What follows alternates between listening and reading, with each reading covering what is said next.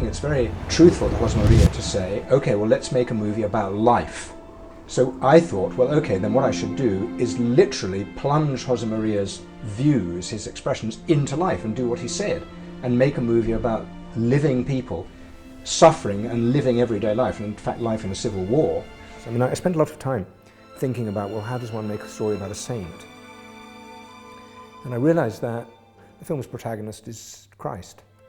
These two characters, Jose Maria and Manolo, as they go through their lives and they're presented with the kind of adversity that they were, we're shown how one of them is able to act and deal with people from a place of love and kindness and forgiveness and tolerance and patience and all those spiritual principles that we have to face and deal with and learn to use in everyday life. And then opposed to that is the character who fails repeatedly to implement them into his life. These are the same man. And they're the same man in a way that there would be elements unexpressed of Jose Maria in Manolo, otherwise there'd have been no pain. There would be elements of Manolo unexpressed in Jose Maria, or there'd have been no doubt, and there'd have been no struggle. But I specifically wanted them separate because actually I think that's how it happens in life. You can see yourself in both of those people. I think all of us have the ability to be Jose Maria-like at times in our life, and we all have Manolo in us as well. We all have this connection that we can either access or we can let go to waste. And I think, I hope that's something that people take from the film, because it's really important to me. I know that that's something I experience. I know there's things that at times I feel like I can't be forgiven for. I can't imagine a spiritual being inside this who has done that. We are. We were created to make mistakes, but we were created to make mistakes and learn from those mistakes. I remember sitting with one man who had known Jose Maria, and he said, let's hope that they find his strength of character. Our faith is a gift, and God has called us to manifest it in love, here on earth. Unwavering love for every child of God, no matter who it is, no matter what side, no matter what circumstances. Even if they are wrong. Yes, Juan! Even if they are wrong. It would seem his faith is so strong. His belief in God and God's love for all of us, for his children, is so strong that he doesn't pity anyone. I think that Jose Maria, without being kind of ecumenical in a fashionable way, would have said, every human being is a child of God, a God that he loved deeply. And therefore he would say, every human being is worthy of this love.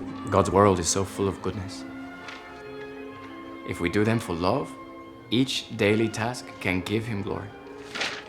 Small but regular acts of love between husbands and wives, between friends, between strangers, each revealing the beauty of his creation.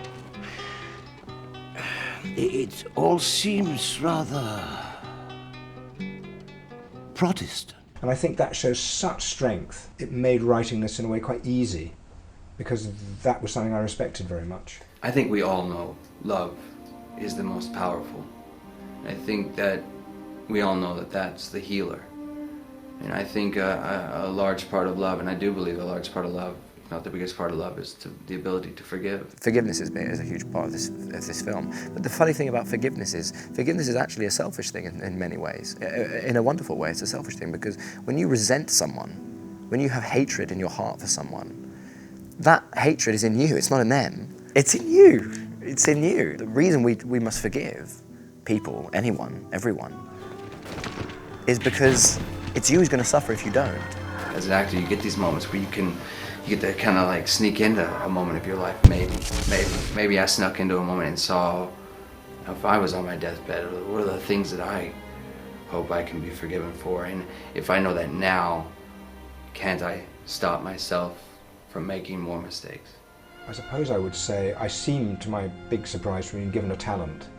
It's not really mine, that I would like to use in such a way that somewhere, some human beings watching what I do will feel a sense of joy, a sense of unity,